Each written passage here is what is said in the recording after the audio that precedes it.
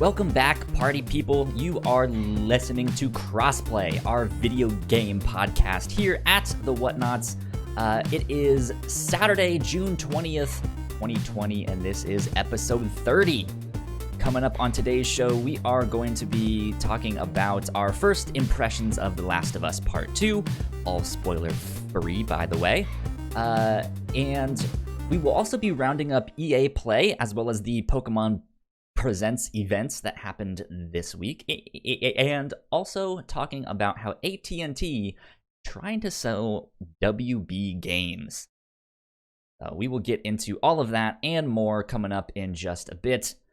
But for now, my name is Kyle Springer, and I am joined, as always, by Ignacio Rojas. Hey. How has it been going, Ignacio? It has been... It has been it's one of going. those weeks.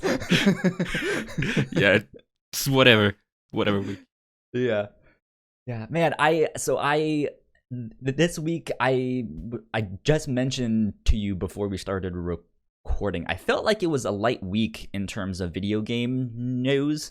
Yeah, and it's not necessarily the case, but it felt like that because all I could think about was The Last of Us. Oh, yeah. I was just like, well, I do think it was. I do think it was a light week overall, but yeah, there were like plenty of stuff happened this week, but I don't think anything was that big for it to all register like it being a good week. I think a lot of things were just like, you know what? We'll have The Last of Us have the week. Yeah. Stay out of their way. Before we start talking about all of that, I wanted to kind of circle back around to something that we were talking about last week, now that we've had some time to sit on it. Do you have any more thoughts on the PlayStation event that happened this past week where they revealed their new console and showed the Miles Morales game and the new Horizon Forbidden West game? Do you have more thoughts on that? No, I don't think I have any more thoughts other than what we talked about last week. I still think it was a great showing. It, for sure, of recent memory, might have been one of the most memorable or most exciting showings we've seen with regards of a video game presentation. We've had this year what Microsoft had its presentation that wasn't that great. Stadia had its own thing, it wasn't that great. So yeah, it was nice finally seeing a presentation at least this year that really, I think everyone can agree, it blew us away. We all came out of it really exciting for what's to come. That was really refreshing. I think so too. I don't know if I'm as high on the event in general, but I think it was very, very good, especially for the circumstances that we're all in right now. I mean, there's only so much you can do with the current situation. Yeah, it was mostly trailer after trailer after trailer. It wasn't that, like, they didn't do anything particularly mind-blowing. I don't know. They didn't do anything new presentation-wise, but what we saw, I do think it was strong enough for us to come out of it really excited. Yeah. Has your thoughts changed on the design of the console? Are you starting to like it a little bit more? Are you still? I like it. I never had a problem with it. My only issue. My only issue is that thing is huge. I don't think, if you look at the console by itself, it doesn't look that big. Actually, I would say from the moment I saw it, I thought it would be even smaller than the PS4 and the PS4 Pro. Mm-hmm. But no, that thing is huge. Yeah. I have my TV sitting on kind of one of those square organizers. It's like 4x4 squares If you guys watch the YouTube versions of our other podcast, you can kind of see one behind me in the videos. It's that thing, and I'm worried that it's not gonna fit in there. So we'll see, but I still really like the design. It looks futuristic. Yeah, I don't know if it'll age well though. Yeah, well, I think it will. I like it though. But yeah, that's one of the reasons I like it. It's because usually with video game consoles, you like before. It always happens that before we see the actual console, people come up with these like artistic renderings and this is what the console would look like, and they never look like that. They always look like a black rectangle. Yeah. But the PS5 actually looks like that, like what you would see someone come up with before the console is shown. And I like that. I like that it's something new. And also that design is, I really feel like you could see that design in on whatever video game you're on, that you're in the future, and for whatever reason you're in someone's room and they have their generic futuristic console. It kind of looks like that. Yeah. I speaking of that, I just had that happen in a game I'm playing, and they had a video game console there, and it was the fat PlayStation 3 there, and I was just like, oh man. That thing is huge, and that thing is really heavy. I have it. Yeah, I used to have one. I'm generally speaking, once I have fully transitioned to the next generation, I try to get rid of my consoles for the most part. There's been a couple times I've regretted it, but for the most part, I'm fine with it. Yeah, I'm lucky that I still have my all of the all of the PlayStation consoles I grew up with. I have still my PS1, my PS2, the PS3 still works, and I have my 4 Pro. So luckily, I still have all of those. I still have my original Game Boy, like my big fat yellow one. I have that. I have my GameCube, and I have my PlayStation 2 Slim, like the real small one. Oh, I love the design of the Slim. I have that one. Yeah, it's good. My favorite design is still the PS1, the PSONE. Yeah. Like the Slim PS1. The thing is so small. I love it. It's barely even bigger than a CD. That's wild. Yeah. Well, let's get into what we've been playing this week. I know we've both been playing The Last of Us Part 2, so let's save that for last. What are the other things that you have been playing this week? Well, I haven't played anything much this week. Anything that I stuck with for a long period of time. I jumped between games here and there. Like I played I'm still playing through Picross, but that's a game I play here and there, and it's not like game that you can really talk much about it. Right, just like I solved 30 puzzles this week. Yeah, that's it. Yeah, but so with my Switch, since I finally finished Final Fantasy VII, I had been getting this like want to replay Breath of the Wild, so I finally restarted it. I haven't played much of it on this playthrough. Before we started recording, I just finished the first shrine. I think they're called shrines. Like the ones that are like not the temples, but they're like the small ones. Yeah. So I just finished one of those, and God, that game is still so great. What fun. They did is so mind blowing. Yeah, I have good memories playing that game because I was playing that at work. I used to work in my building's basement, and no one was really down there, and my job basically is just like it needs me to be on call, but if there's no work, then I can just like read comics or something. And in this case, I was like, I'm just gonna play Zelda while I'm down here. So I spent a week, but I've never actually beaten that game. Really? No, I got all the way up to right when it was like, okay, now go fight Ganondorf, and I was just like, okay, I'm gonna go play Mario. Why? Why so yeah, I stopped and then just never picked it back up. So I one day need to go back and beat that game. Yeah. What I love about Breath of the Wild is that you can at any point just go straight for Ganon. Yeah. Straight for the big final boss. I love that.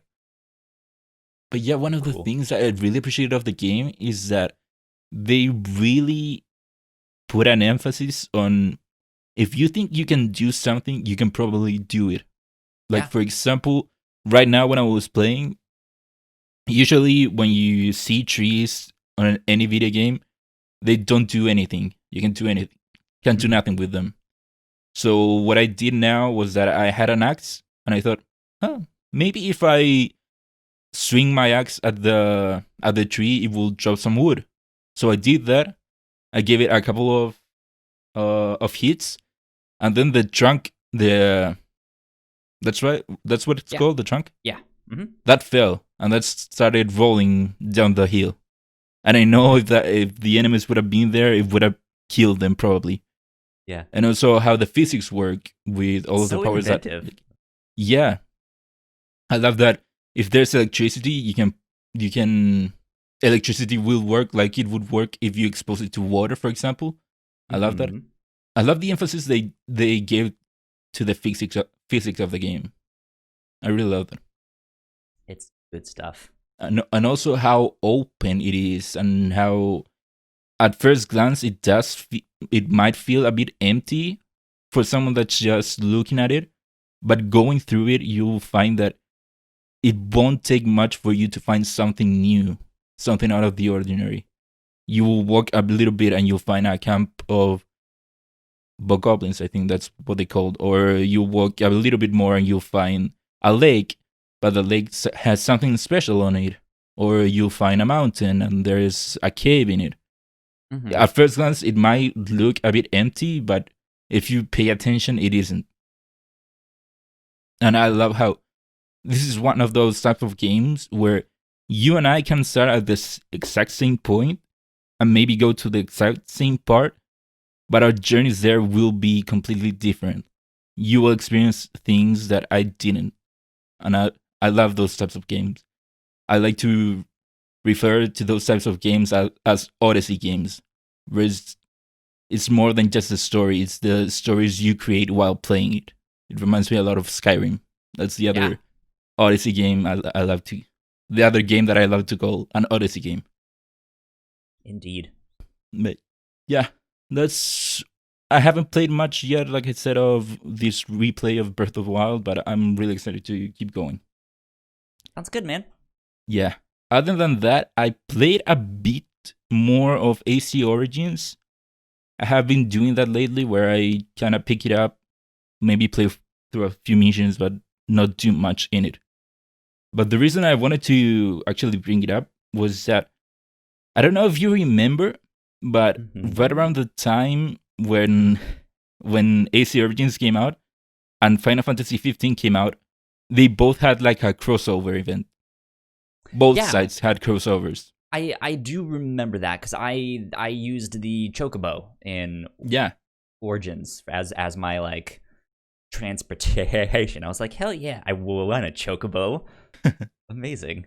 Yeah, so out of the that's the word. The cross event. Crossover, yeah. For whatever reason, I just lost the word. Yeah, out of the crossover, both Final Fantasy 15 and AC Origins got like their own special missions, like referencing the other game. And so far, I had only experienced the Final Fantasy portion of it. For example, in Final Fantasy 15, there's this mission where an event comes to town that it's like a celebration of assassins, and clearly a reference to Assassin's Creed games. And so I went through it when it came out a long time ago. But now that I'm playing through Origins, I got to experience the other side of it, the Origins side of it. And it was interesting while it lasted. It wasn't a particularly long occurrence, long event. Yeah. I for sure think the what happens in 15 is so much longer. But still, I was thinking that if you are playing through AC Origins and you had no idea of the crossover with Final Fantasy 15, you would be so confused.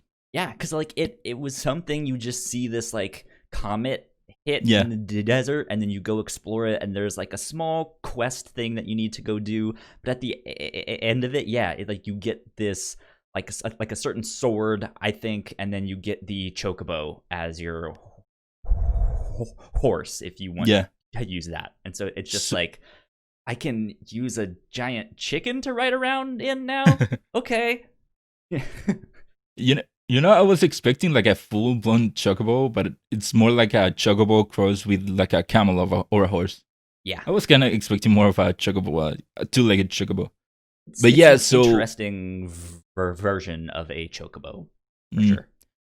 Yeah, so what happens in the game is that you go to this area and a comet comes down.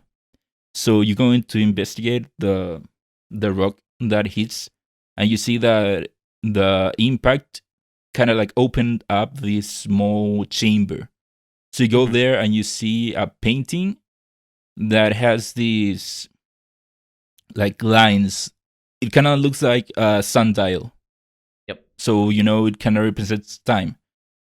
So you go outside, you walk like a bit more, and then you see that there's this big thing, like a totem or an obelisk, and these like different things. So you know that it kind of works like a sundial. You have to actually wait until the sun hits it at a certain way, so that what you saw on the painting happens in there in that sundial. So that happens. Match up. Yeah, it has to match up. So that happens. You do what you're supposed to do. You go back to the chamber and you see that it's open now. It's fully open. So you walk in there, and then there's this bigger chamber with like a kind of like a rectangular force field thing.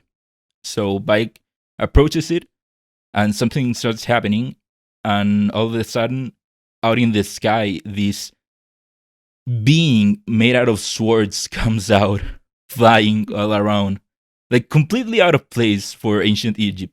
Yeah. It comes out, and then out of the like that rectangular force field comes a character from Final Fantasy 15. Arin, I think it was his name.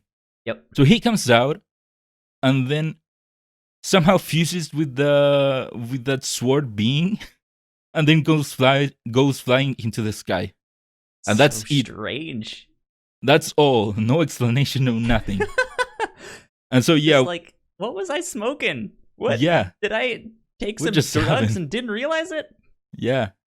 So yeah, like you said, in Arden's place, there's now like a sword and a shield, like kind of like futuristic style or cyberpunk style or steampunk style. And that's that. No explanation, no nothing. Now you have this sword and this shield that's totally out of place. Now you have a chocobo for a mount, and no explanation. I was thinking, if you do nothing, what would you be thinking right now? Man, those Egyptians were into some crazy shit. Yeah. Like, oh wow, I didn't know we had sword beings back in the day. Yeah. Wild. But yeah, that's all I wanted to talk about AC Origins. Okay. I thought it was pretty cool. Well, let's see. I played a little bit more of Halo 1. I think I ran one more mission. So not much in that. Where is that? Let's see. I'm on. I did. You're on the Halo, right? Yeah, I'm on the Halo that you get there on the second mission, I believe. I am about to start the cartographer one. I forget the exact name of that, but I went into the alien ship. They beamed me up. Oh, so you played into the ship a bunch now? Yeah, well, they beamed me up into the alien ship. I got through all of that stuff. You escape in one of their ships, and then you meet your people on the beach, and you're storming the beach there, and it's about to do the cartographer mission. Oh, so you play a bunch? I thought you played 2 missions. That's only mission like 3 or 4. I mean, yeah, but how many hours is that? Like, you do a bunch before that. The first time I played for maybe an hour and a half, and then the second time I think also maybe an hour and a half. Was it that short? It's a lot shorter than I'm remembering, but I mean, I'm also playing it on easy just so I can experience a little more happened in between. Yeah. Which I've beaten all those games before. Okay, so you went up to the alien ship. Mm-hmm. Did you have any problems navigating through it? Because that was one of my biggest problems. Was that mainly in the alien ships, it was so hard to tell where you had to go. So for me, no. I think that's kind of because I remember those levels so well. I'm like, oh yeah, you have to go do something like this and that. But the thing that I noticed is that they usually placed an enemy in the direction that you need to go. Mm-hmm. Like when you're in the big labyrinth maze, like insides of that ship, if you get to an intersection and you can go like left or right, if there's a bad guy on one end, you go in that direction. Yeah, see, yeah. My strategy is just kill them all. Yeah, which I mean, paying attention to where they were actually standing. Yeah, it's that. It's, I guess, supposed to be kind of like a trail of breadcrumbs. Like, oh, there's one there. I'll go kill him, and then when you get to the spot where he's at, then someone will shoot you down the corridor from a different spot. It's like, okay, now go get that one. Leads you down the path. But yeah, I'm still just taking it real slow with that one. Life is Strange Before the Storm. I mentioned I beat that last week, but this week I did the farewell mission. And all I have to say on that one is I forgot how much of a gut punch that one was, because it's only like an hour long. Maybe it's a really short one, and you have no like major decisions. It's just Chloe and Max playing pirates and stuff like that.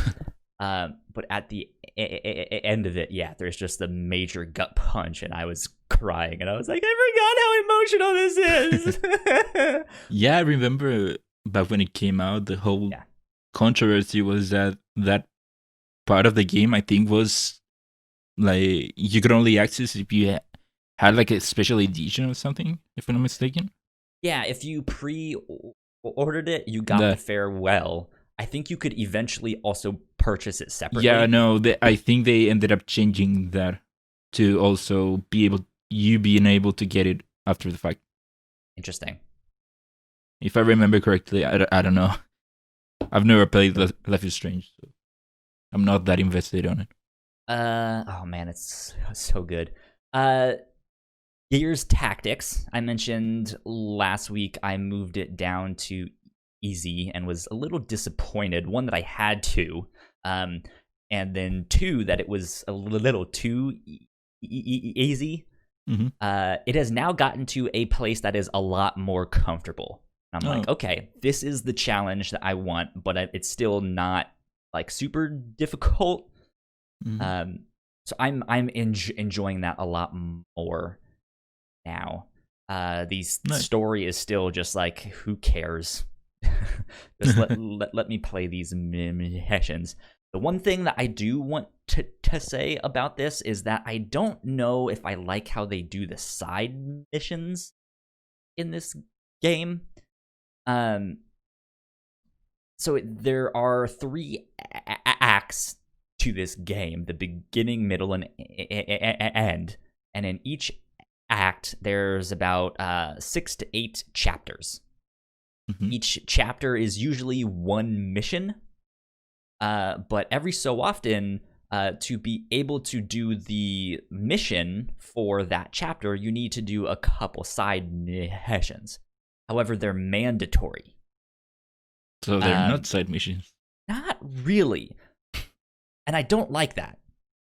Yeah. But they are side missions in the sense that they're not really moving the plot along, or they're not having you like find out new information about who the bad guy is or what he wants and what's going on, you know. But the one thing that I do kind of like that they do is they give you options. So it'll be like, okay, to get to the next story mission, you need to do 2 of these like 3 or 4 side missions, and then you can pick which ones you want. I kind of like that, but I'm like having trouble coming to terms with like, these aren't really side missions, are they? They're just regular missions with no story. Yeah. In them. Like I guess they had to call them something, but I'm still really enjoying the gameplay of that game. A lot of fun. So you're playing this on Halo both on your PC, right? Correct, yes. How's it handling it? It's handling it phenomenally.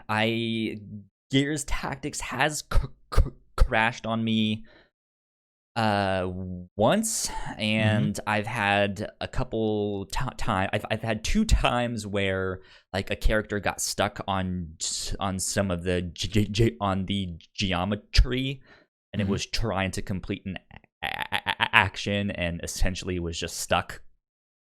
So I was like, right, have to restart that one. But that's that. It's been totally fine. Do you know if you're running those on max settings or something other than normal settings? I don't know off the top of my head. I just kind of went with whatever the default stuff was. So I haven't learned to be super picky about that yet. I'm used to playing on consoles. Yeah. So do you ever figure out if you can get Resident Evil 3? I cannot, not in the way that I was talking about. So it was that like, yeah, you can pick one of the games that we have here, which was Resident Evil 3 or Monster Hunter World Iceborne, or you can get 3 months of Game Pass. Oh, so it wasn't. You had to choose one. Yeah, and so I went with Game Pass, and then they were like, hey, if you sign up now for recurring payments, we'll give you an extra month for free. So I ended up with 4 months of Game Pass. I was like, that sounds good to me, because then I can play Gears Tactics. Maybe I'll jump into Minecraft Dungeons. Yeah. Also, there was the new Ori game. I've not played either of those, so you might hear me talk about those down the road. Yeah. Ori 1 is on PC. I played a bit of it on mine. Yeah? Yeah. I'm excited. The whole Game Pass thing just seemed more like, I feel like I can get more out of that. Yeah, I still think Resident Evil 3 would have been the better deal, only because I think Microsoft just gives Game Pass away so often, or gives it for so little. They do. Yeah. But yeah, it's still Game Pass. It's great. You get a ton of games for free. For sure. All right, Ignacio. The Last of Us, Part 2. Initial first impressions. First thing I want to ask is how long? How long have you?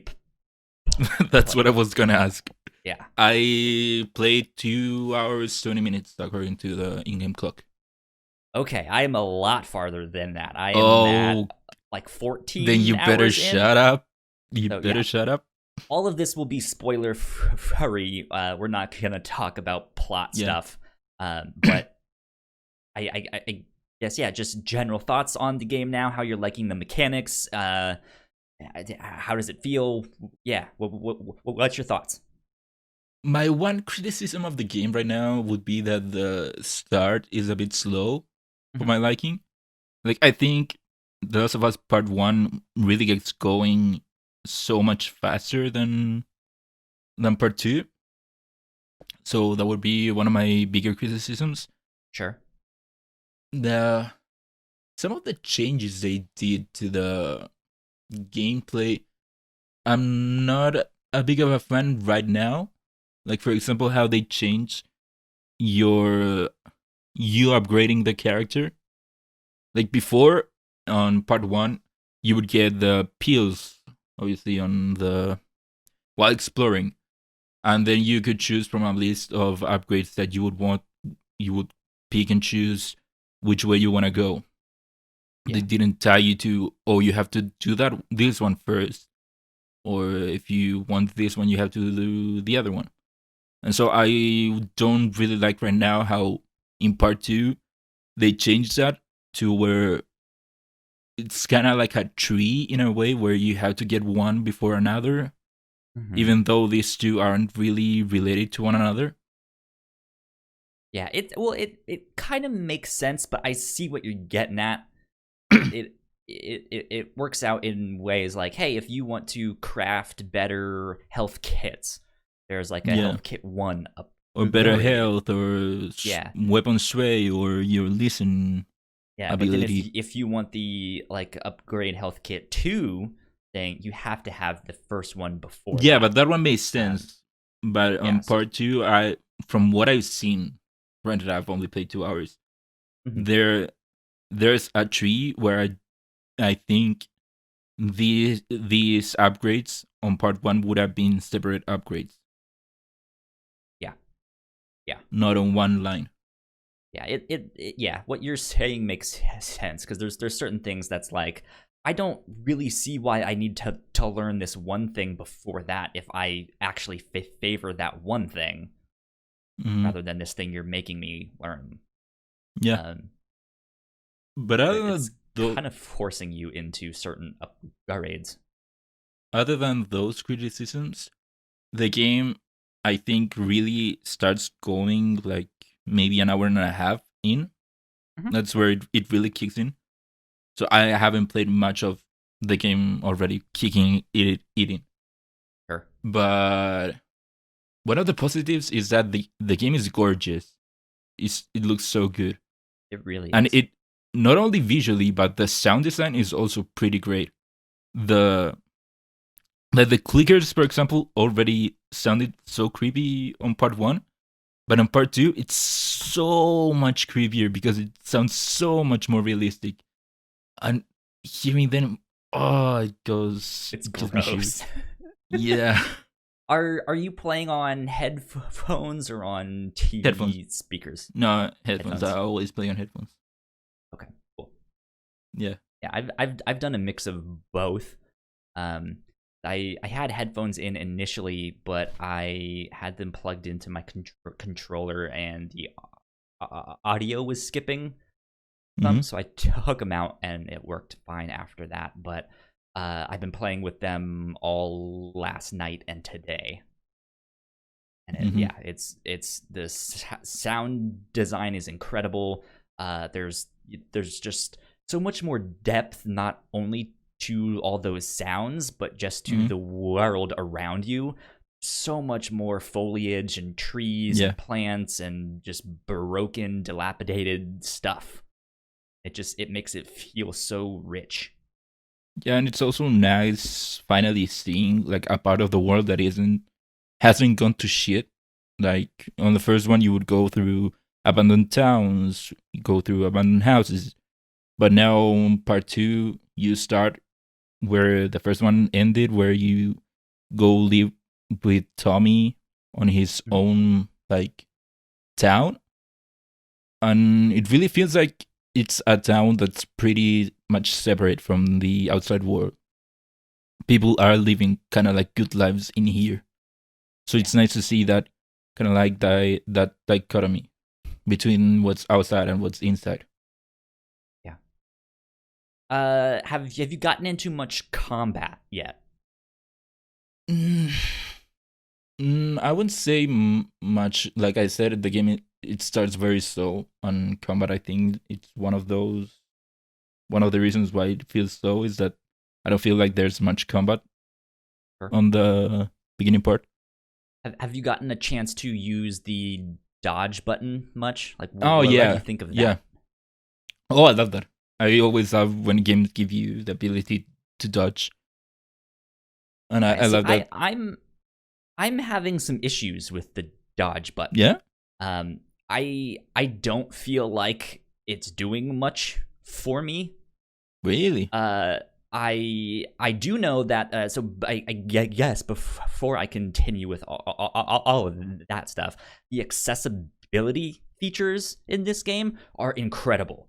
Oh yeah. There is so much stuff that you can change and fine tune, and like all sorts of stuff. You can play and the game starts I believe, if you're hard of hearing, hard of sight, all sorts of stuff. It's crazy how when you first start the game, it gives you all those options.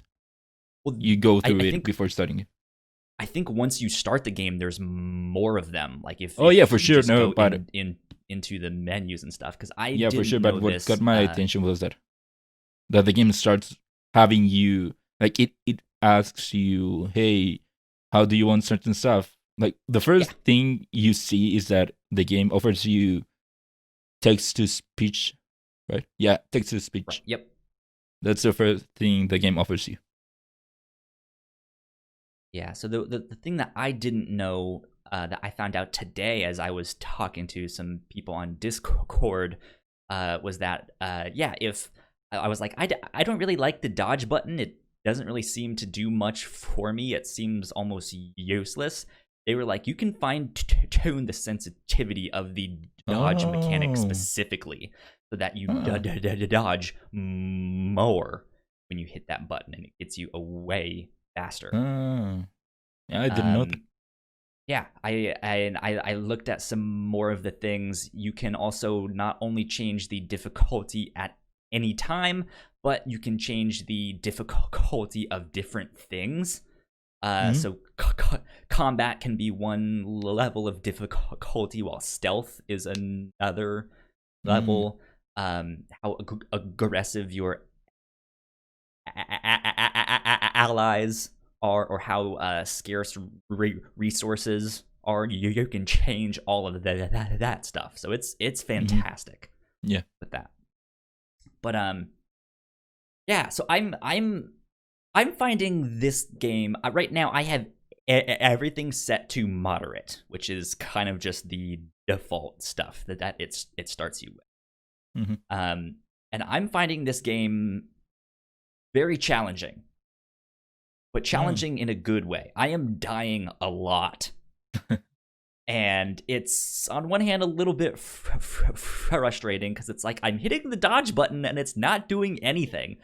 But it's also kind of forcing me to be a little bit more stealthy, which is exactly the style of gameplay that I actually want. I love stealth games. I'm the kind of person that if I end up getting caught, I kind of just let myself be killed. Really? Just like, all right, let's restart this. If I get caught, it's just hell breaks loose. Yeah, you're up to date right now. There are certain things where I'm like, all right, I can make it out of this, but every now and then I'm just like, oh man, I am a goner here. Because I've gotten stuck in a couple spots where I was just like pinned down and couldn't really move without being spotted, and people were already looking for me, and so it was just a bad combination. But not only do they have really great accessibility options, they have a phenomenal checkpointing system in this game. So they have your like regular auto saves. They have checkpoints, which it checkpoints you pretty often. There's your manual saves, but then they have encounters, and you can restart encounters. So every time you get into combat with one of the human factions or with the infected, if you're not liking how it's going, but you don't really want to go all the way back to your last checkpoint or save, you can restart that particular encounter. Yeah, part 1 also had that. Replaying Really? I didn't know that. I never remembered that. I only saw it once because I wanted to go explore one house, but I thought before going into that house, because I thought that's where the story was going, I'm going to just explore a little bit through this other way. And it turns out that the other way was the way I had to go for the story. So since I wanted to go back to the house, I wanted to restart the checkpoint, and that's when I saw that the game had an option that was restart encounter. Gotcha. I must have missed that, or I'm wondering if that's something they put in the remaster. Maybe, I don't know. That was the only time I saw it, really. Because I don't remember it from the first time that I played it, and then I replayed the remaster at the end of this past year. But since I knew that game pretty well, I never really needed it. But yeah, this one I'm finding very challenging. The infected are not to joke around with in this game, and yeah, that is, I think, all I will say on that right now. But I'm enjoying it a lot. I'm taking my time. I'm exploring. So taking your time. How long did you play for? 8 hours? Well, no. So I'm 14 what did you say, 8 hours in. 14 right now. 14, yeah. God. But I'm taking my time to explore everything. A bit more than a day ago. So I started it at midnight on Thursday. I played for an hour, no, for like 2.5 hours, and then I went to bed. And then, yeah, played it all day Friday because I took off of work. Played it all night last night, stayed up till like 6 a.m. playing it, went to bed, woke up, played it some more. Here we are. Yeah, no, I only started it last night. I couldn't start it at midnight when it came out. And also I knew that even if I did it, I wouldn't have much time to play because I had to wake up early. So I didn't want just play a bit and just leave it there. So yeah, I started yesterday. I think the fastest that I heard someone say they beat it was like 26-ish hours. Oh, nice. But that's a good number. I think that was them also mentioning I just kind of mainlined the story. Yeah. Well, part 1 also was a bit long. Well, I'm being honest. I feel like it was closer to 20, like just shy of 20. I feel like, but sure, that's a bit long for me. But I've heard other people say, yeah, it took me like 30 something hours. I think someone else was like, I've been playing for 40. But Jeez. Those were the ones that were like, I am just taking my time, exploring everything, looting everything, finding all of the bits of paper to read all of these stories on, and finding all of the collectibles, stuff like that. So yeah, it's good, man. I'm enjoying it a lot now. Yeah, I want to see more of the game.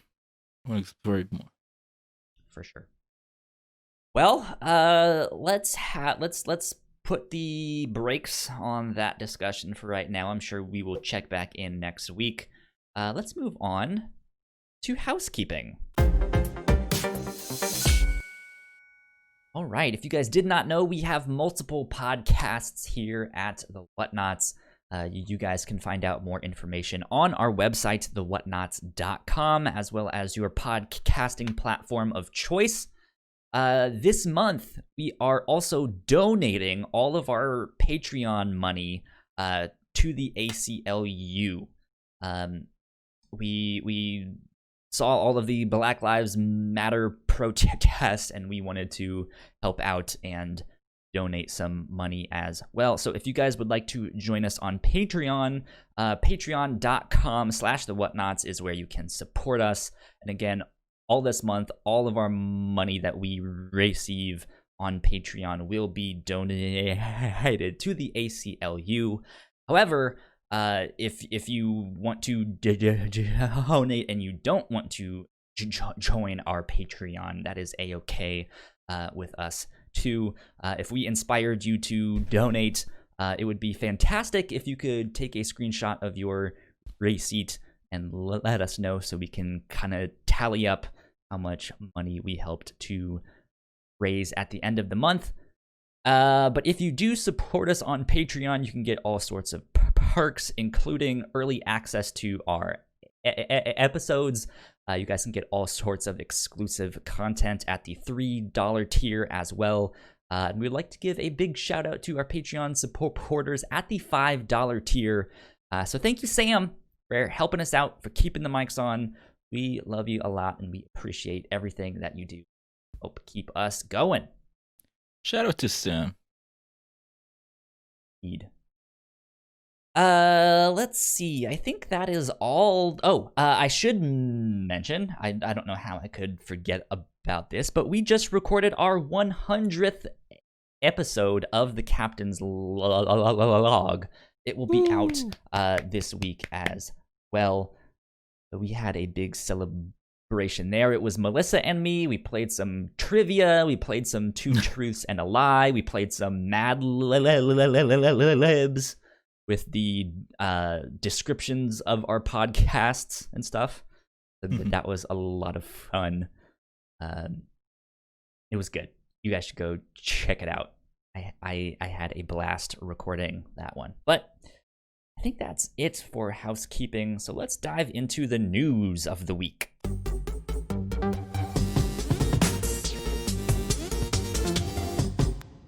Number 1, EA Play had a event this week. Let's round up all of the stuff that got announced.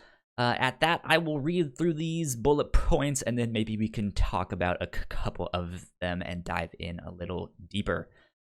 So let's see. Here's the first thing. Apex Legends is headed to Switch and Steam with full crossplay. The Sims 4 is now available on Steam. Joseph Ferris, aka Fuck the Oscars, announces It Takes Two. That's his new game. Zoink Games announces Lost in Random. Rocket Arena, the 3v3 rocket game, gets a new trailer and will be released on July 14th. Star Wars Squadrons had its gameplay reveal. EA Sports did a trailer montage of Madden 21 and FIFA 21. Both of those looked fantastic. Dragon Age, Battlefield, and Need for Speed, EA Motive Project Next Gen Tech teasers. They kind of teased all of those games and what they might teasers, look like. Quote unquote. Yeah, it was very fast shots. And then there was a new Skate game revealed. We'll talk about that in just a sec. But last but not least, they announced that 7 EA games would be coming to Nintendo Switch this year. Which is notable because I think that's more games that are already on the Switch from EA. Yeah, and EA previously said something kind of along the lines of like, yeah, like we have no real interest of putting our games on Switch. Yeah, it was And more or here less they are starting to put them on. the whole thing of we won't put our games on the Switch until the Switch can prove itself for us to put games in there. Yeah, which And made no then sense because it had already proved itself. yeah, and then they released, I think it was FIFA 20 maybe, and that was a whole mess of a game. So they weren't really trying. But yeah, it is nice to see EA trying to support the Switch Yeah, more. it's good. I like that we still have a handheld console on the market, or one that can be, right? Mm-hmm. Yeah, Good stuff. Let's see. Really fast. Did you have anything to say on It Takes Two? This is the new game from Joseph Fares. So I got to the stream pretty late. It was already going on, so I just came through all the parts I had missed, and I think that was one of it. I saw it happened. I don't remember what it was. I'll be honest, I don't think you're missing much. It's a cooperative game, so it's you still need two people to do this. Yeah, it's like a way out narrative game. What EA did with this whole presentation is they did a lot of, instead of like showing trailers for the game, they showed a lot of the developers talking about the games, and then like showing art or showing B-roll or stuff like that. So it was a little bit strange. It was like, okay, he's making a new game, but it doesn't seem like you have much here. Like, I don't understand kind of why they were showing this yet. Yeah. But I don't know if It Takes Two will make many waves. Yeah, no, for sure. I don't think EA Play Live was a good presentation overall. Like it looked nice, and I like what they did, but it's not the like big star-studded like trailer hit game after hit game. It was more subdued and more. It had more of a focus on like, here are the people that actually make them. Yeah, and I also loved Greg hosting the show. I always loved seeing him pop up and stuff. Although I have seen people reacting to the presentation not liking Greg's energy that much. I don't know, it's their thing, but I like it. If you took him out, there would be nothing in the presentation that had for sure. Energy. Yeah, and at least he was trying to bring energy to the thing. Like, try to entertain the people. Yeah, he was desperately needed, I think. Yeah, for sure. But yeah, what was in there? I mean, Apex Legends, cool. I don't play the game, but I know a lot of people do. The Sims 4 on Steam, okay, we already could play it on PC before for many years. So yeah, I mean, great people it's don't on like Steam the now. Epic Game Store though, but people need to grow up. They can play in it. Yeah.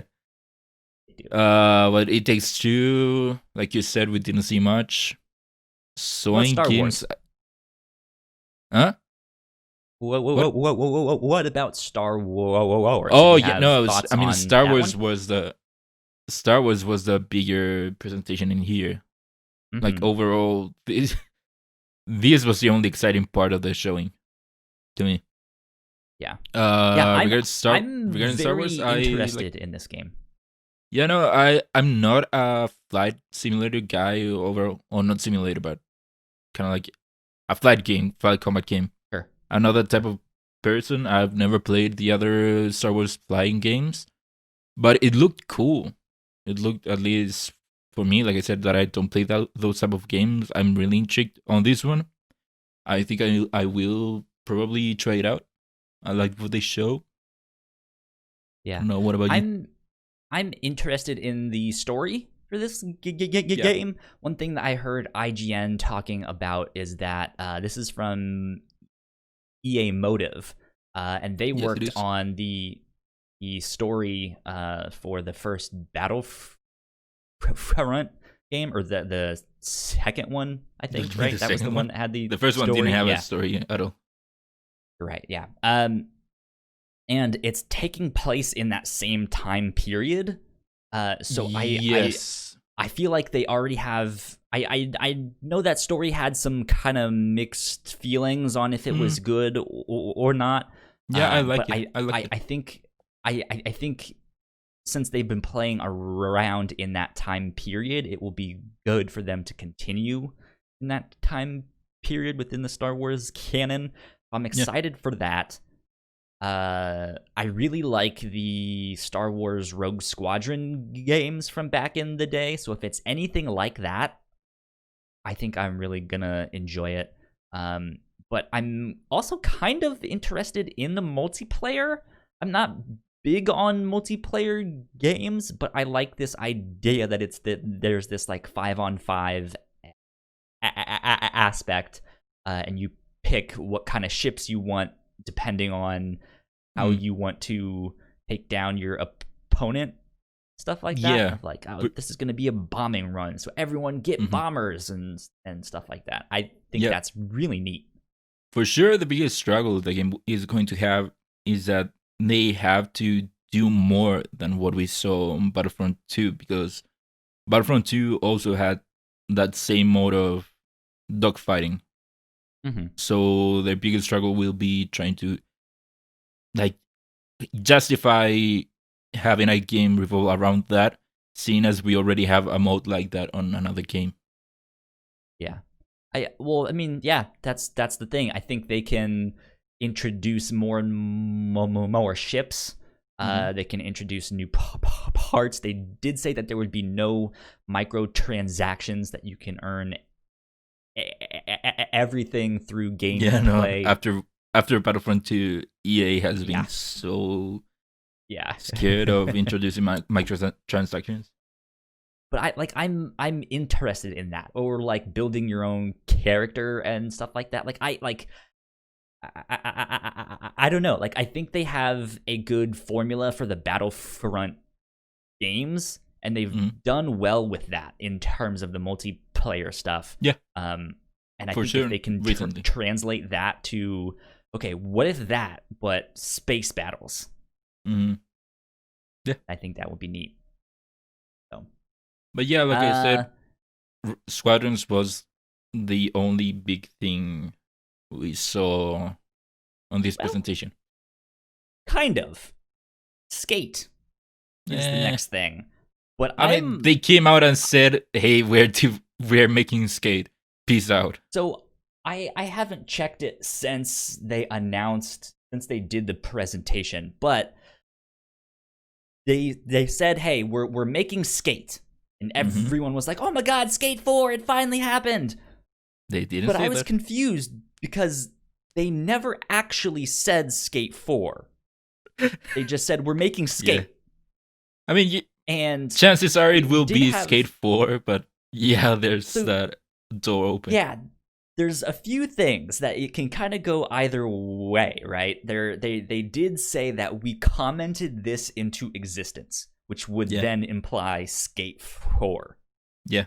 However, I want to say it was like a month ago or so, we had that news story. I don't know if we talked about it here, but there was a skater that they contacted to be in a Skate mobile game. And he basically said, if it's not Skate 4, fuck you. Good luck on Need for Speed 29. And then, like, hung up the phone. And so it could very well be that Skate mobile game, because I don't think they had officially announced that. But can you imagine if it ends up being a mobile game? Holy moly! Everyone right now is so high. Everyone now is so high on the expectation of Skate 4. I can't imagine what will happen if it's a remember when Blizzard announced the Diablo mobile game? Yeah. If it's that all over again, oh my God. Yeah. That's gonna be bad news. But yeah, I think at the end of the day, this will be Skate 4, or maybe like a reboot. Yeah. maybe, because again, they didn't proper say skate game. 4. Yeah. Yeah. Proper skate game, indeed. Let's move on to number 2 on our list, which is the Pokemon Presents. This is kind of like a Nintendo Direct style thing, but all about Pokemon. And if I'm not mistaken, I think this came from the Pokemon company directly, and not Nintendo. Pretty much every Pokemon presentation, be it a Direct or whatever, comes directly from the Pokemon company. The Pokemon company is a separate entity from Nintendo. Like, that's true. I did know that, but that's one thing people don't maybe think about, is that the Pokemon company isn't exactly owned by Nintendo. It's partly owned by Nintendo, but it's also partly owned by 2 other companies. It isn't a part of Nintendo. Yes, I always figured that the Pokemon Directs were more of like, hey, this is a Nintendo-sponsored event. Yeah. Like, Nintendo is the one making them do this with the gun to their Pikachu. Do it. Yeah. Or he dies. And it wasn't even called a Pokemon Direct. It is specifically called Pokemon Presents. Pokemon Presents, exactly. There have been Pokemon Directs before. Yeah, so same thing. I'll read off these bullet points, and then we can go through them here. The first one, the big one, is they announced a new Pokemon Snap. Whatever. I'm excited. Am I going to have to fire you too now, Ignacio? We were Score Buddy brothers. Fire starters for life. Am I going to have to fire you two? Okay. To be fair, I never played Pokemon Snap all by myself. No, it's just one of those games that's real joyful. Yeah, I will play it probably. Okay. Next up, for a limited time, there is a Zorora Max Raid event that will kick off the Isle of Armor DLC for Sword and Shield. I believe that DLC is also now available. Oh yeah, it came out, I think, the same day of the presentation, if not on Friday. Yeah. But yeah, so you guys can go do all of that stuff. One thing that's happening. Next up is the Mega Evolution, and Galarian Farfetch'd is now in Pokemon Go. Cool. They announced a new app called Pokemon Smile. Yeah. In which you can try and teach your kids how to brush your teeth and give them good teeth brushing habits. Yeah, it is cool how the Pokemon company is kind of like trying to use their IP for quote unquote good, because now Pokemon is not just a game; it's a lifestyle. Yeah. Now they revealed Pokemon Smile to have kids brush their teeth more. Last year they revealed Pokemon Sleep, which was to encourage people to sleep better. Mm-hmm. So it's cool seeing the Pokemon company using the Pokemon IP for more stuff, for good stuff. Yeah, man. I didn't choose the Pokemon life. The Pokemon life chose me. Exactly. And last but not least, Pokemon Cafe Mix, which is a little mobile game. It looks like... is it mobile? It looked like it. At least I thought it was. Let me see what this... No, I think it might be. It's a touch-based game. So Cafe Mix is a... Oh, where'd it go?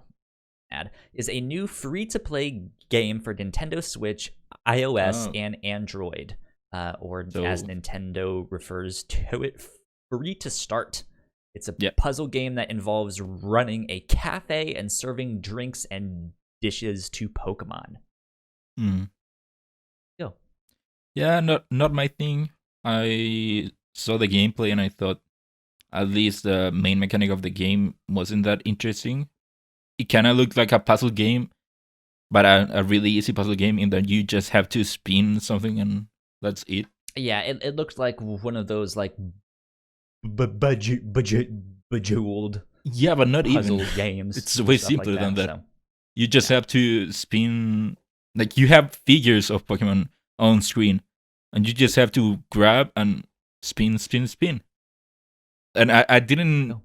notice any strategy to it. Yeah, it's not a game I'm interested in. Yeah. I'm only interested in Pokemon Snap. Well, That's and the the one bigger I'm in. news that we left out here is that they announced that there will also be a Pokemon Present next week, same day. Oh yeah, I Also did leave that out. Yeah, what was the date on that? It was the 24th or the 26th? It's 1 week after. So I think this was on Thursday, so it will be on Thursday. Sure. Cool. So a couple days Was it after Wednesday? this goes live to the Yeah. public, be on the It's lookout one way for that. 1 week later.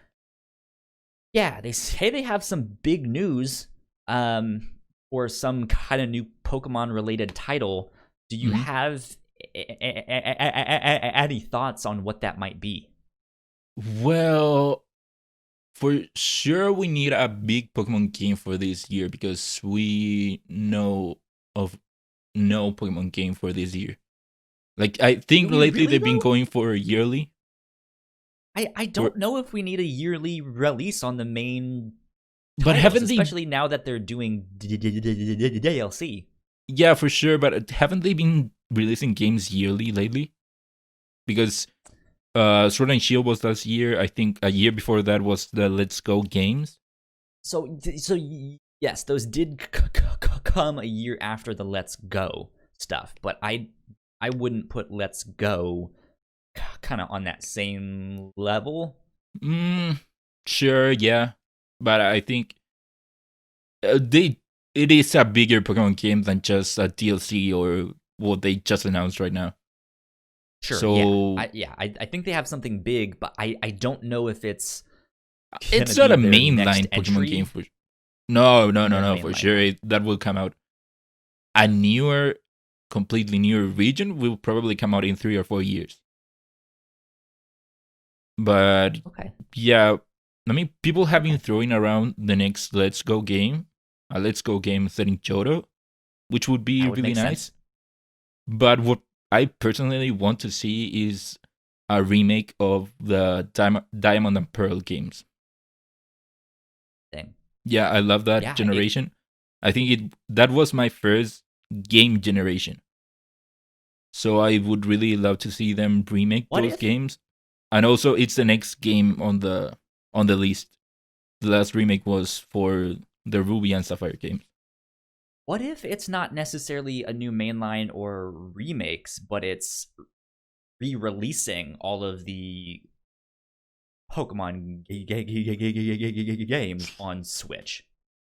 I mean, they could, especially after knowing about after the news of the old Mario games coming to Switch. After Yeah. that leak, I think it's more possible right now for something like that to happen, but I wouldn't count on it.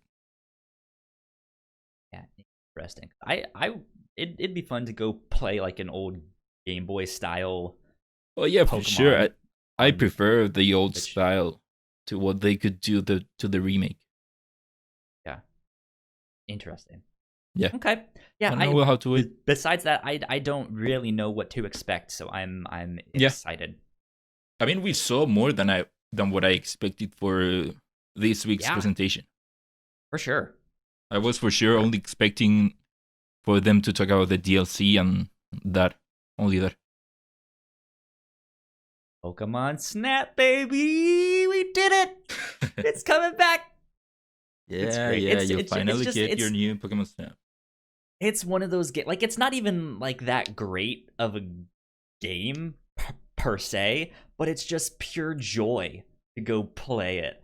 And the interesting challenges would be to set up certain moments.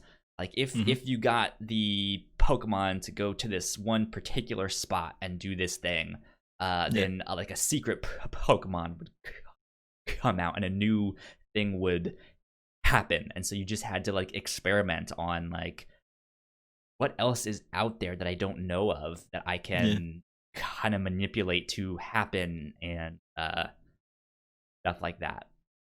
You know what Like, game dude, I if I would? give an apple to this Charmander, maybe it Yeah. evolves.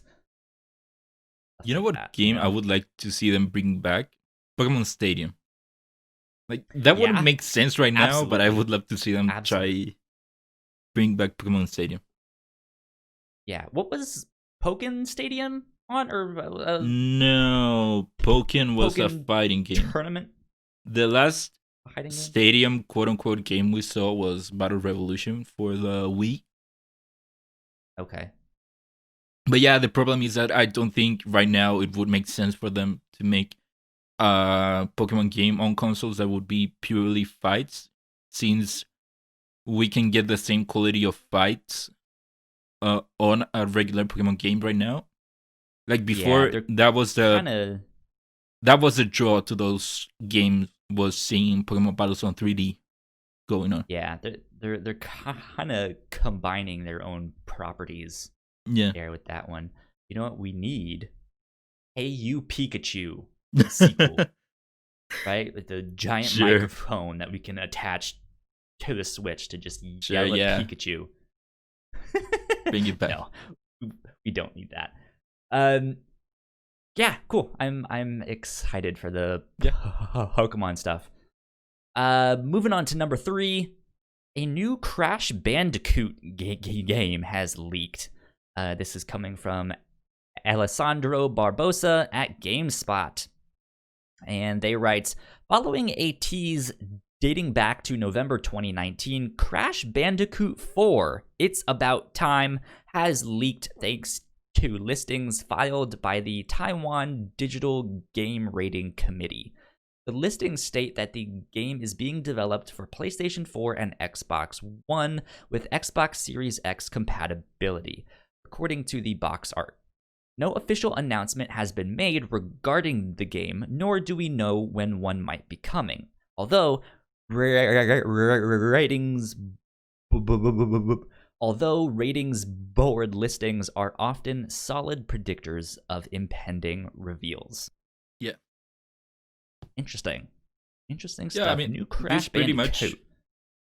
much confirms that there is a new Crash Bandicoot game. You wouldn't see a game pop up that on a ratings board that wouldn't come out. It's there for a reason. Is this one also going to be made by Naughty Dog? Is that who makes this? No. Naughty Dog hasn't made a Crash game since the original CTR. Okay. Yeah, I didn't think they were the ones making it, but No, the remakes of the original ones, I think it was Vicarious Visions. Okay. But the thing is that I think Toys for Bob has something to do with this game.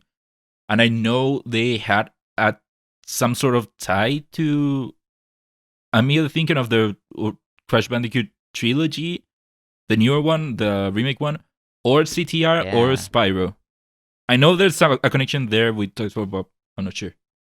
Yeah, this article says it's being published by Activision, who recently published Crash Team Racing Nitro Fueled and the Crash Bandicoot Insane Trilogy, and developed by Toys for Bob, who most recently worked on Spyro. The Ignited Trilogy. Yeah, so I knew it had something to do with that. Okay. Cool. I mean, why wouldn't you go with Vicarious Visions since they were the ones that brought Crash Bandicoot back? I don't know. Weird. Yeah. Thing. I mean, it's still, they did a great job with Spyro Reignited Trilogy. So I don't think they'll fumble the ball right here with this one. There you go. But yeah, it was something that was expected, seeing as how the remake trilogy did so well. It was only a matter of time for us to see a newer Crash Bandicoot game. And what's really interesting is that they're calling it Crash Bandicoot 4. If you remember, it's they proper sequel. Yeah, they've released other Crash Bandicoot games after 3. So it is interesting for them to go and say, no, this is a direct sequel to the trilogy that everyone likes. Yeah.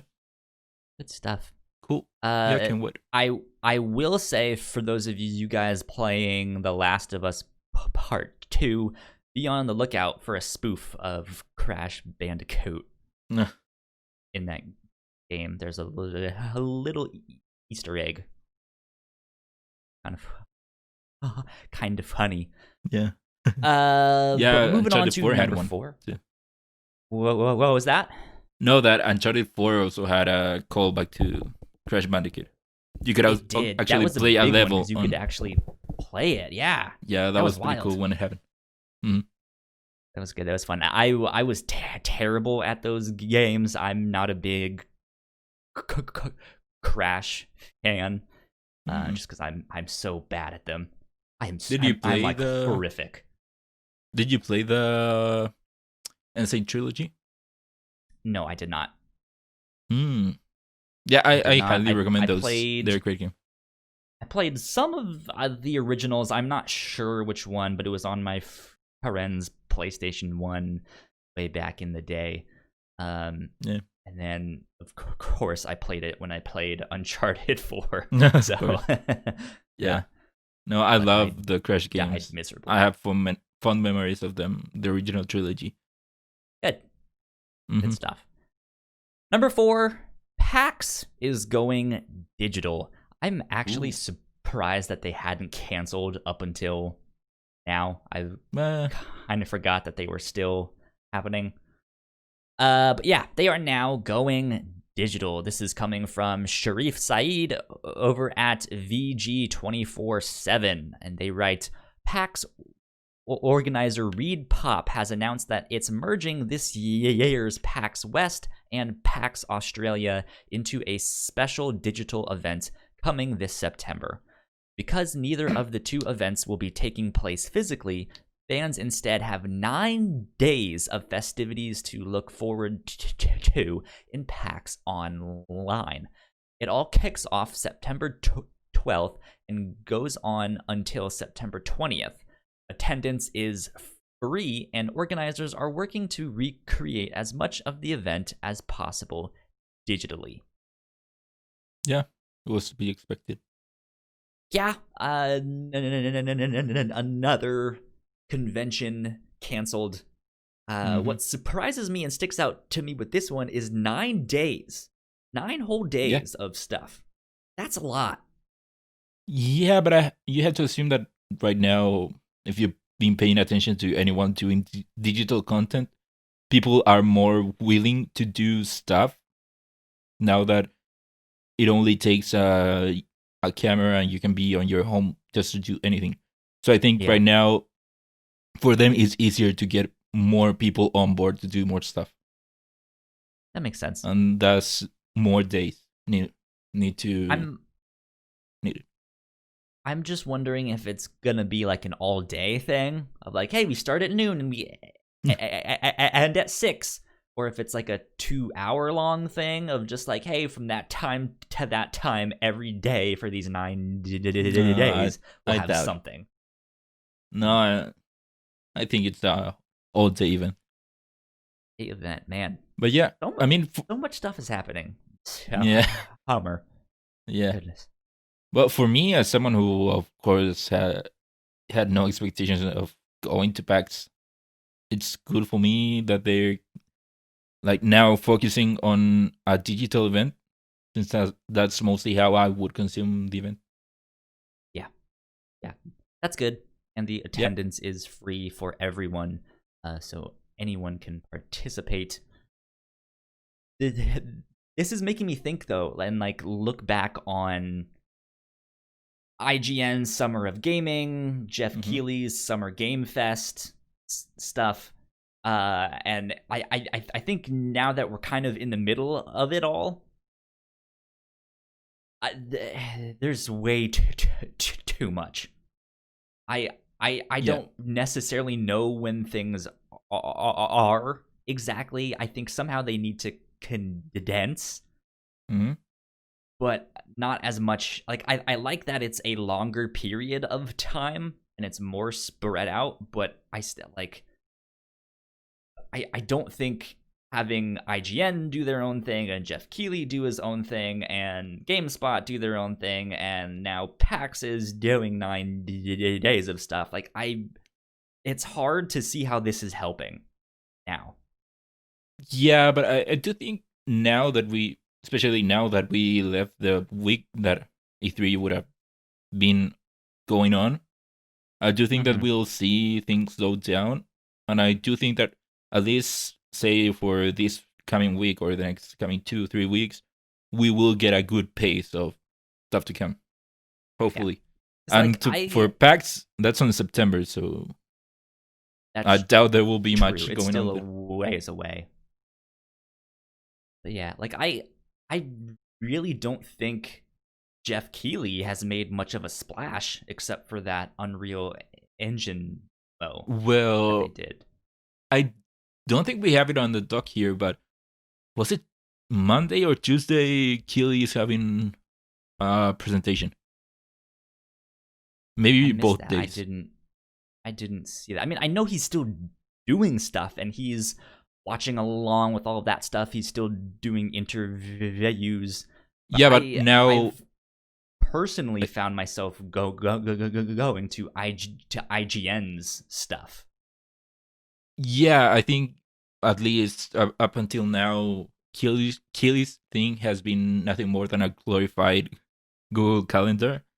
But now, like I said, Keighley announced that he will be hosting a showcase of his own.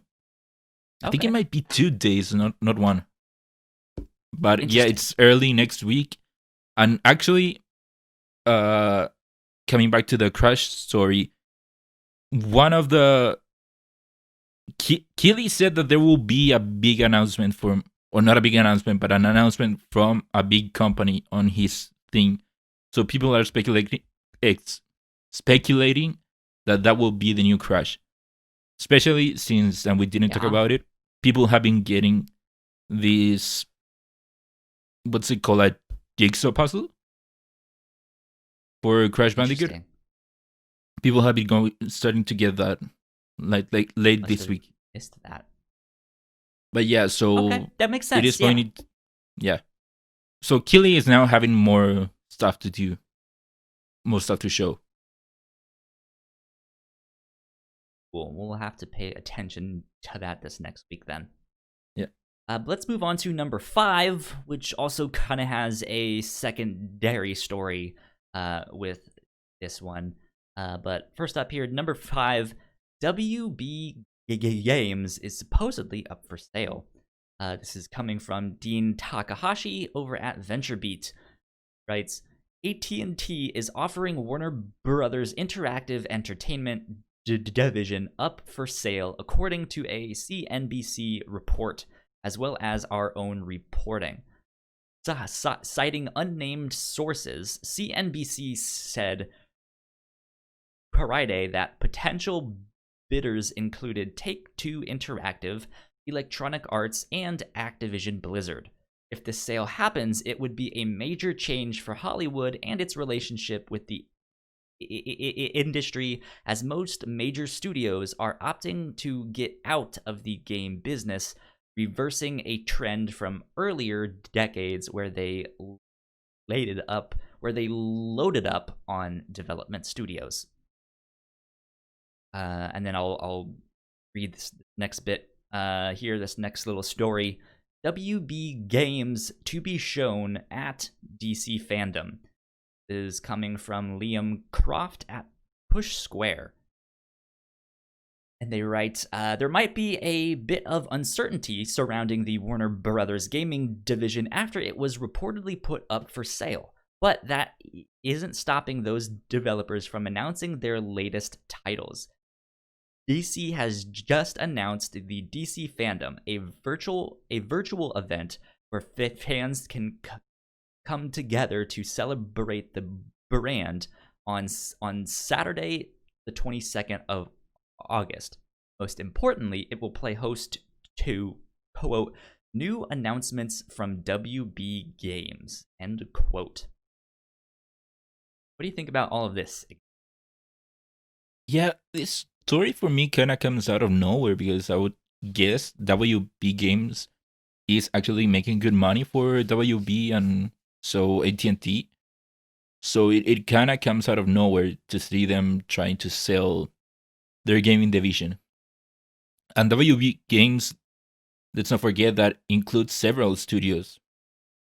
I think, what was it, Rocksteady? I think it's under WB Games. Of course, all the WB Games branded studios. Avalanche, I think, might be under there too. Yeah. So Well, it's we a know whole. it's been a while for Rocksteady, and we know Yeah, that I but think WB Montreal, I think, is working on the other some other Batman game. kind of DC game. Yeah, but there are other divisions that have also been putting out games. WB Games, Yeah. I think, is also responsible for the Lego games. So yeah, it kind of comes out of nowhere, and also it would be interesting to see how this affects the games we kind of know that are coming out, even though they haven't been officially announced. Like the next Batman game from WB Games, which is basically confirmed to be a thing, and there's also the Harry Potter game. Mm-hmm. So it would be interesting to see how it will affect the development of those games, especially considering that most of WB games are so tied to licenses. Like Lego I'm is all wondering if it's not licenses, and necessarily about how much money they're making them, but it more so like operating costs of like, hey, it might be cheaper for us to just license out these properties to these yeah, studios that we know can make them. NetherRealm Um, also is part of WB games, I think. thing. But yeah, like I said, it would be interesting to see what happens to the games that we know that are in development, considering how much of their output is licensed games. Lego games are mostly licensed games. WB games, they have put out that Batman game. I think they put out the Shadow of Mordor games. I think.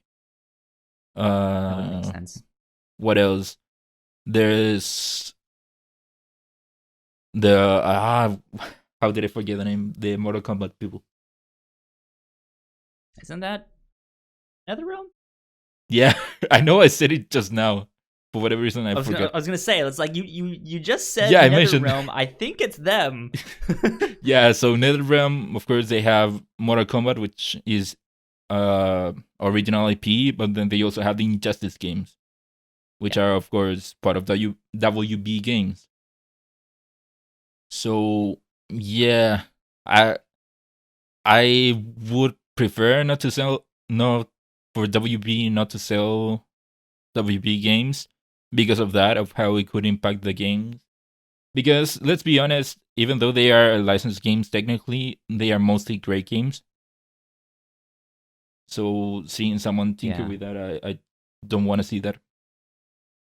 I know that Warner Media also just launched HBO Max, stuff like that. So I'm wondering if they're just like restructuring, consolidating, being like, okay, where can we cut some fat and stuff like that? Oh, these guys, they're making us a lot, but maybe their operating costs, like I said before, I actually have no idea if that's true or not, but they might just be in a period of like rethinking some things. But hopefully, if they end up selling WB games, they somewhere in the contract stipulate that they have to release the games that they have in development. Because we now have, like you said, this announcement that WB Games will be showing off a game on a DC event. So, of course, that would mean that it is a DC game, so a licensed game. Yeah. So, hopefully, that means that they will at least put out the games that they have been in development. Do you think this announcement at DC Fandom, do you think it's going to be this next Batman game? I mean, it has to be, right? Because they put out. I don't know. Like they put out those I feel teasers. I feel like that's such a big title that someone like Sony or Microsoft would want to get like exclusive advertising. Yeah, but I don't know. They've been teasing the game already. They have to show it at some point. So what other DC game could they have in development right now that they want to show off? Oh, who knows? I have no idea. I hope it my is first the next thought, game. however, when I heard that WB was up for sale, was like, oh, I wonder if they're not happy with how things are going with whoever's making this next Batman. Yeah, but I mean, because it's you been wouldn't forever. sell a whole. They've teased it multiple times to almost. Yeah, but you nothing. wouldn't sell a whole division for that. Like Chris said, WB Games is more than one studio. It's several studios. Like it's not the sole reason, but I'm just wondering if like at the end of the day they're looking at this and just being like, well, we're not really happy with how things are going. Or it could be like, hey, maybe our expectations are so tall that you guys aren't living up to this. It could be the like Activision and Bungie stuff. Where so here I have Bungie was just like, hey, we want to do our own thing. Here I have a list of their studios that are under the WB Games umbrella. Read them off. So here we have Avalanche Software, Monolith Productions, NetherRealm Studios, Rocksteady Studios, Snowblind Studios, TT Games, Turbine Inc., WB Games, and WB Games Montreal. Wait, are we talking about only a WB Games studio? Says AT&T is offering its Warner Brothers Interactive Entertainment division up for sale. So, we're talking about the right thing because I'm reading off the Wikipedia entry for Warner Bros. Interactive Entertainment. Okay, so it is all of the studios I mentioned. Yeah. Wild stuff. Yeah, no, it's 369 studios. 69, damn, yo, fine. One more time, get low. Get low. Okay. What was that? That was nothing we need to remember. Okay. Number 6 on our news sheet. Xbox clarifies some details about smart delivery. This is coming from Henry St. Ledger over at Tech Radar. And they write, in an in-depth post on Xbox Wire, Microsoft clarified that save data would be carried over from Xbox One games, allowing players to pick up and play on both current-gen and next-gen consoles. This means that they can enjoy the faster speeds and smoother gameplay of the Series X in their living room, and then finish the same level of Halo Infinite on their Xbox One, stashed in their bedroom later on. So this is an interesting detail. I don't know if this still necessarily explains what smart delivery is exactly. I still think people are making such a big deal about smart delivery. Same. It's just a new easy title to be like, hey, you can play it, but it sounds like you can go back and forth. Yeah, I mean, which is neat. I think that's everyone's talking about how this is a new announcement of you being able to carry your save back and forth. Well, which is cool. I don't know if it's necessarily a new announcement, but it is a good clarification. Yeah. I think of like, oh, once you move to the next gen, you're not stuck there. Like if you, it's basically cross save. Basically, yes, yeah. At least it includes cross save. Yeah, sure. I mean, I insist. I'm still saying how I don't think this is such a big deal as people are making it out to be. It's nothing new. It's not. I mean, in a way, yeah, carrying your save from between generations is new, but the concept itself, it's cross save. We already have that. We have cross save between consoles from different manufacturers, even. Mhm. So that by itself, it isn't that new. Also, what everyone has been talking about, smart delivery, delivering you the best version of the game. We already saw that with the mid-generation upgrades of the PS4 and the One X. So yeah, everyone brought up their marketing talk. They just put a new name, a new fancy name there, and everyone's eating it up. Yeah, that's exactly what it is. Just a new fancy name to kind of cover multiple terms. Yeah, stuff like that. And it also will be a developer thing. They will choose whether or not they use this quote unquote new technology. Like we saw, EA is doing their own thing for the sports games. Mm-hmm. Indeed, which they extended that time period too. I don't know if we talked about that. No, but extended that. People gave them a lot of shit for the original period that they gave out. So good to see them actually change that. Give people more time to do the upgrade. Yeah, indeed. Well, that about does it for our big old news stories, the big boys. Let's get into our new and notable section. Holy moly, Ignacio! Kingdom Hearts Dark Road launches this Monday. Wait, I forgot about a news story. Did we talk about the other Kingdom Hearts game that got announced? Did we talk about that? We did not talk about that, so we can put that here in new and notable about the news story. Now that we are talking about Kingdom Hearts.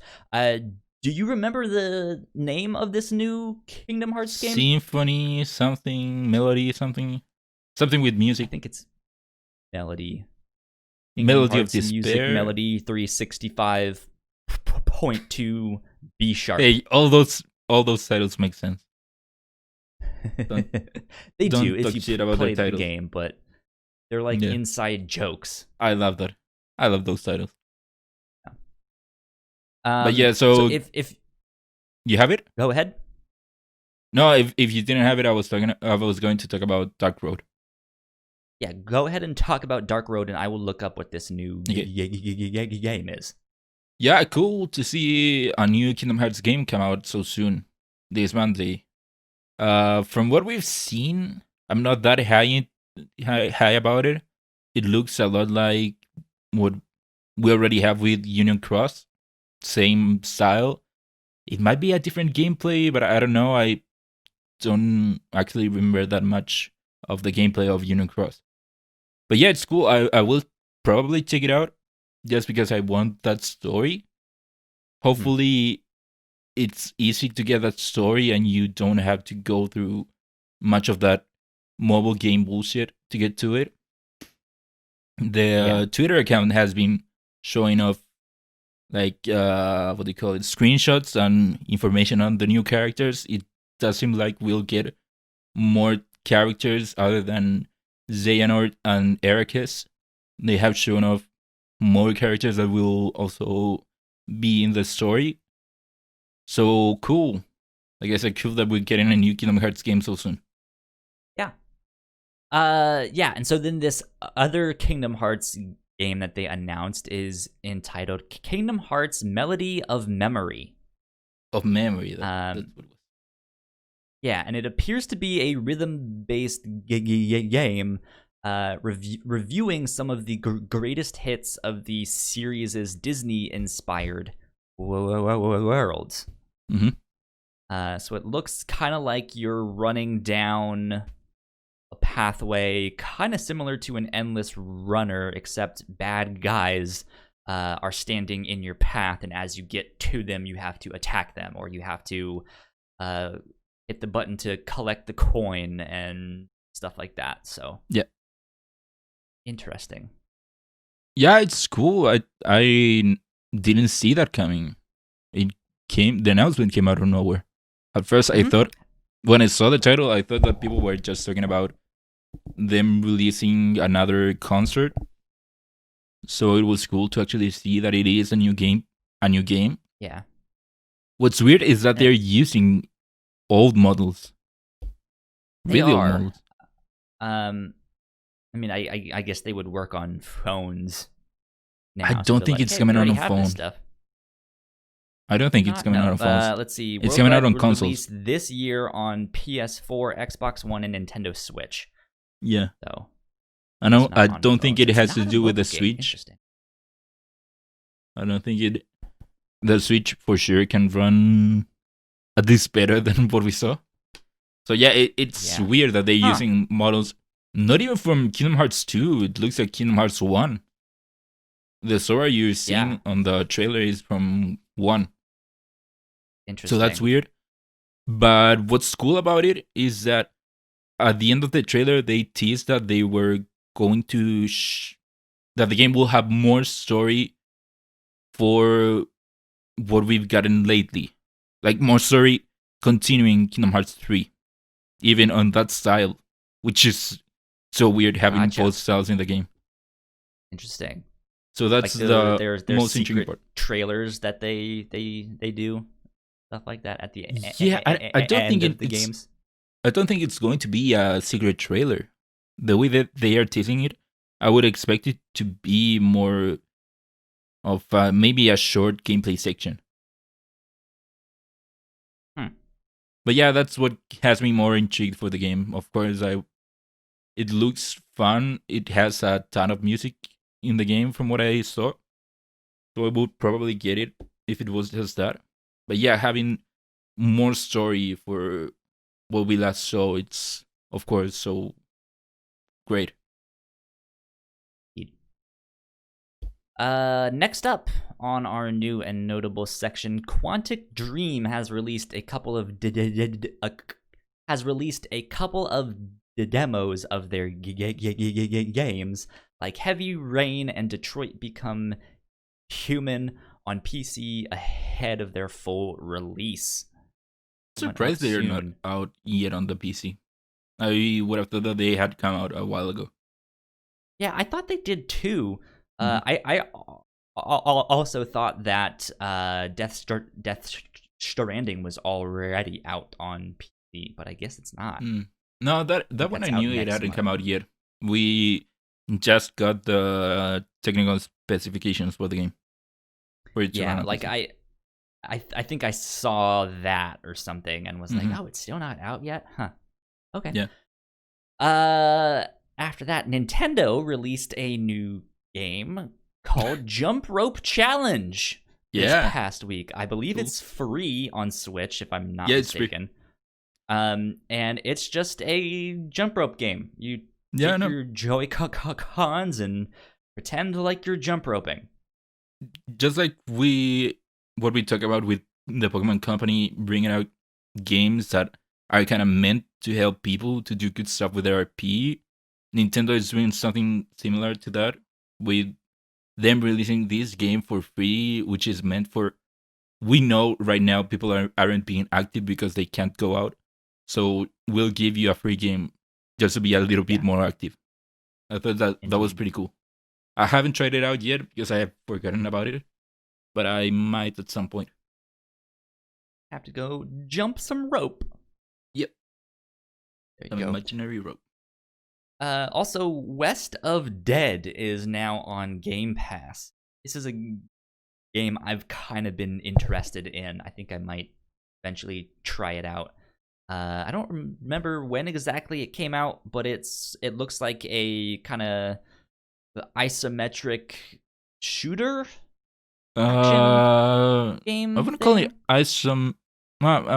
sure, isometric. It's not like top down per se. No, yeah, it's like 3/4. Yeah, Yeah, I guess that's what I mean by isometric. But yeah, no, I I think not that's exactly isometric. accurate. But I think it looks neat. It looks action packed. I like the style of the artwork in that one, so I might check that one out a bit. Yeah, it surprised me when I heard that the game was coming out this week. I wasn't expecting that. I could have sworn it was still a way out. We, I think, heard about the game. It might have been the Game Awards. Some game event that didn't happen that I think long so. ago. So I think yeah, it took right. me by surprise when I saw that the game was coming out this week. Good stuff. Mm-hmm. Well, that's it for new and notable this week. But let's get into our upper runners. Cyberpunk has been delayed. God damn it. Pull it together, Kyle. The good news is it is delayed to my birthday. Oh, didn't know there you that. Go. Yeah. What was it, November 19th? Yeah, November 19th. Oh. So yeah, it got delayed. Delays are no fun, but yeah, it will help the game in the long run.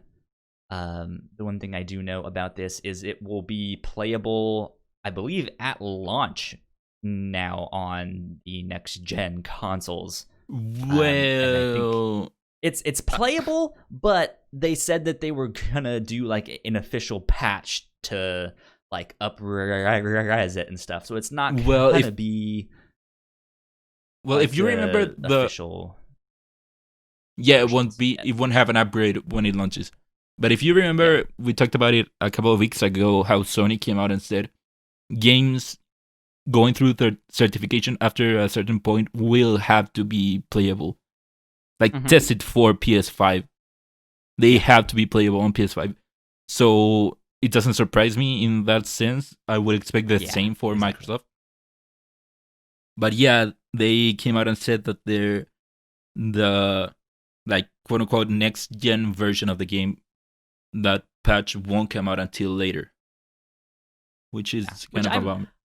It's a bummer in one sense, but I think if I have a next gen console, or who knows, it might work best here on my PC. Who knows?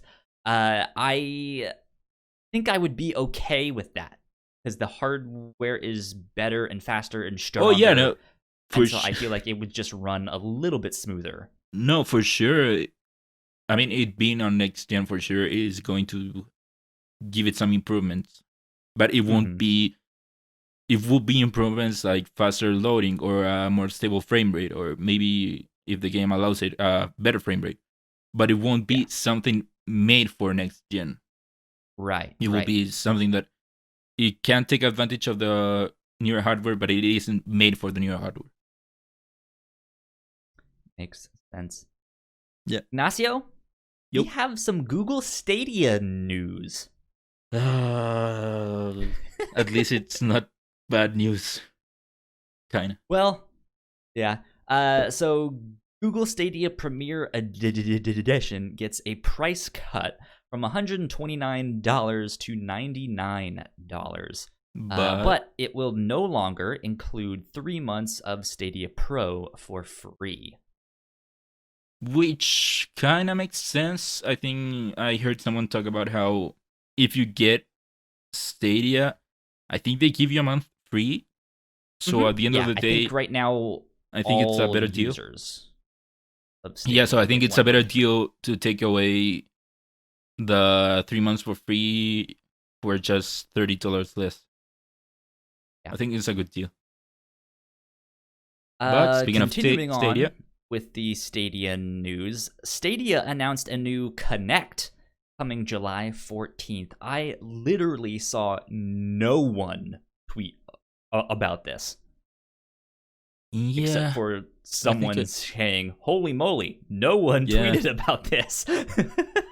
Yeah, I think I only knew about it because someone talked about it on Games Daily. Yeah. But yeah, now that I think about it, maybe no one actually tweeted about it. I mean, at this point, I really don't care. Like we know that Cyberpunk won't be playable yeah, at on launch. launch. There, they just have nothing going for them. I'm not expecting anything. Yeah, no, especially after the last Connect, I'm not expecting anything. So, which makes it even weird that they are announcing that they will have a new showcase a month out. Yeah. I mean, Because if we'll see what they have up their sleeve, but hopefully that means that they have something to show if they are this ballsy to announce it a month out. But right now, yeah. I'm not expecting anything from them. This next one, I don't really have too much to say about this, but I at least wanted to read off some of the article. Let's keep kicking Stadia while it's in the ground. Yeah, one more kick to the face for Stadia here. Stadia apparently leaked a playable build of Ubisoft's Gods and Monsters. Yeah, This is coming from Tom Phillips at Eurogamer, who writes, an early build of Gods and Monsters was available to play on Google Stadia this past week, following a serious slip up by the streaming platform. The unfinished demo of Ubisoft's fantasy RPG was briefly available on Stadia's store, listed under the codename Project Orpheus, or at least just Orpheus. So, of course, people got to playing it. As expected, It looks like a cross between Breath of the Wild and Assassin's Creed Odyssey, including the stamina gauge, which looks like a direct copy from Zelda. Yeah, I'm looking at it right now. I had never seen Gods and Monsters before. I don't know if they've shown actual gameplay before, but we haven't seen gameplay. But they've put out a trailer, and we know that some people have gotten to play this demo. Yeah, E3, so I guess maybe this one was supposed to be one that was out this year. Maybe? Yeah, maybe. I mean, it might still be coming out this year. I think we had the news not that long ago where Ubisoft came out and said we had games coming out. Demo. Oh, I meant the E3 demo. Oh, no, it says this footage is from our E3 2019 demo. They was demoed shown this? to select press last June. I mean that makes sense because it's so rough. It looks so rough. It looks like a very rough Breath of the Wild. They go on to say, and I think this is a quote from Ubisoft, much has changed since then in terms of features, tone, art, and character design, and even the name of the game.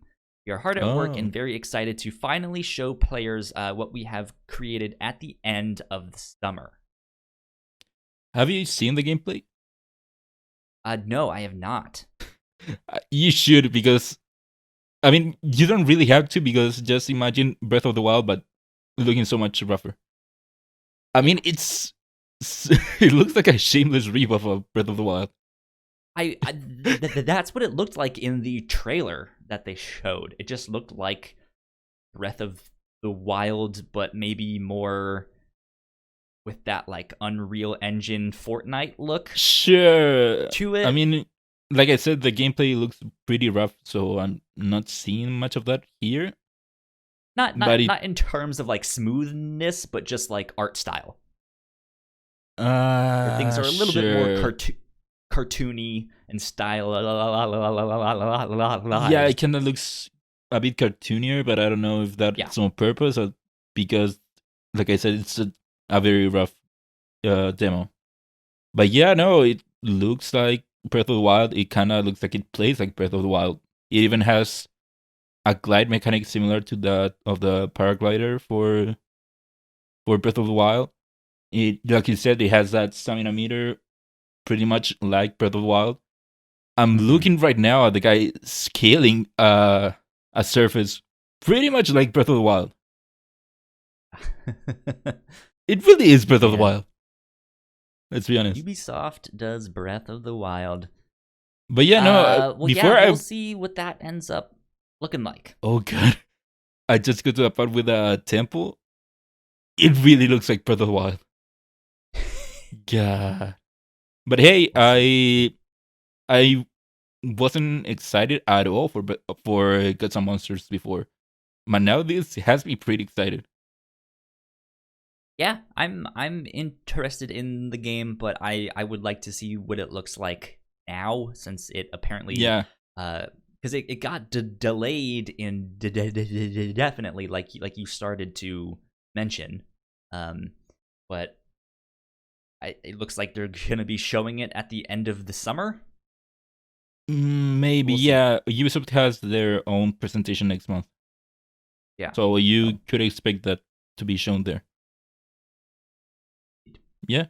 Last but not least on our upper runners, it looks like Square Enix titles have returned to NVIDIA GeForce Now thanks to their opt-in program.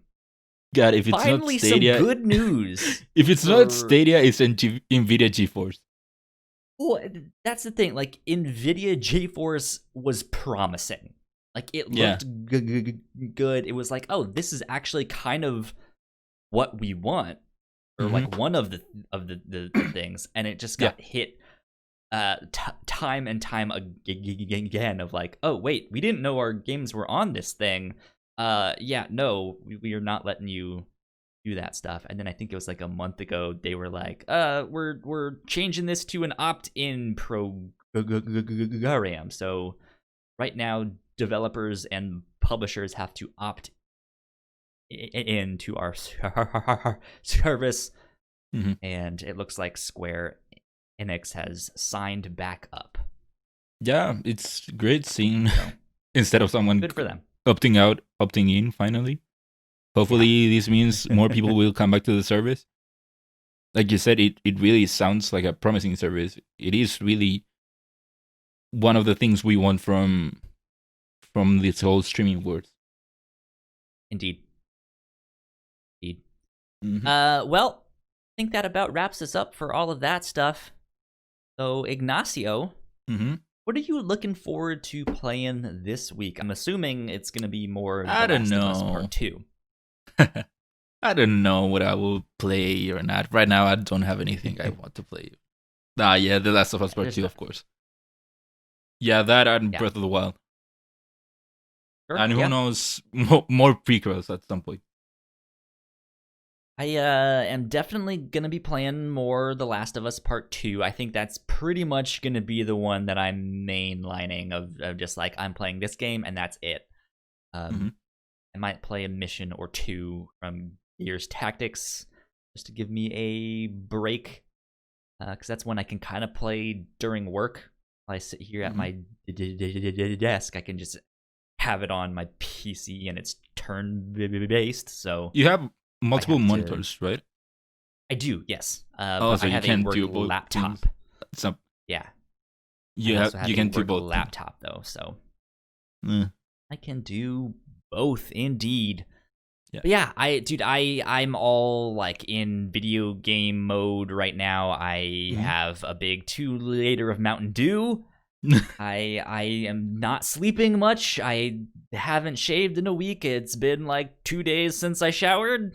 So I'm also looking forward to a shower. You know, Mountain Dew, I'm not a big fan of it, to be honest. Ignacio. It tasted like a more sugary Sprite.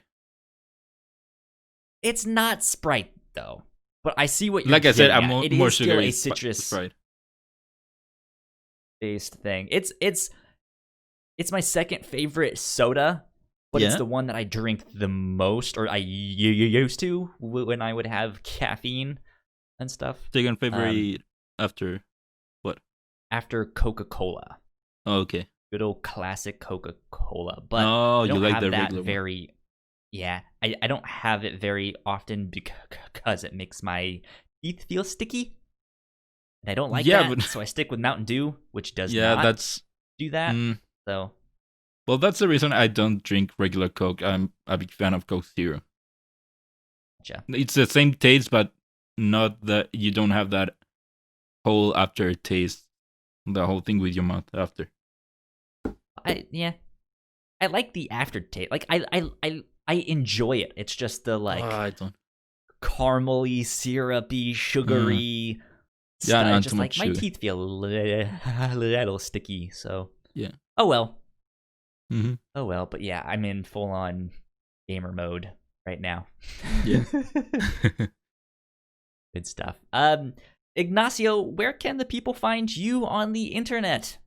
Well, they can find me on Twitter at Ignacio Rojas B. That's IGNACIOROJSB. That's my name. You can find me at Yo Kyle Springer on Twitter and Instagram. If you guys want to stay up to date with our shows, we are at the Whatnauts on Twitter. Go like, share, subscribe, do all those things. Tell a friend, tell a foe, sell your soul, do whatever you need to do. Deal with it. Yeah, help spread the word. That would be much appreciated. But with that, we will be back next week with episode 31 of Crossplay. Until then, bye. Bye. Thank you so much for checking out our podcast. We hope you enjoyed that one. Let us know in the comments down below what you guys have thought so far of all the IGN Summer Game Fest, Jeff Keighley Summer Game Fest, all the Game Fest of Game Fests, all that stuff. Let us know what you guys think. And in the meantime, go subscribe to our channel, which is up in that corner over there, and watch one of our other videos right down there. Would help us out a ton. Until next time, bye.